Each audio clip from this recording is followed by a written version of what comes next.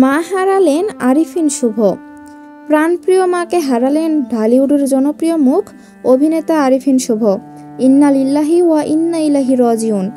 বুধবার ২৪শে জানুয়ারি রাত ১১টা ৫৫ রাজধানীর একটি বেসরকারি হাসপাতালে মস্তিষ্কে রক্তক্ষরণজনিত কারণে শুভর মা খায়রুন নাহারের মৃত্যু হয়। মৃত্যুর খবরটি নিশ্চিত করেছেন অভিনেতা জায়েদ খান।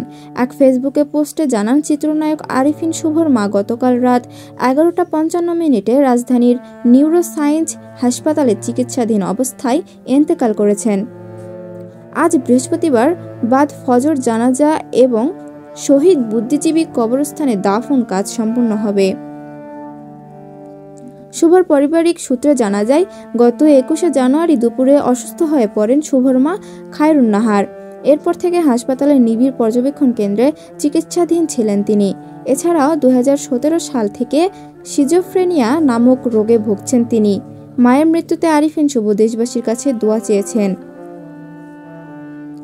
জায়েদ খান আরও জানান, আজ জানাজা শেষে রাজধানীর শহীদ বুদ্ধিজীবী কবরস্থানে দাফন করা হবে।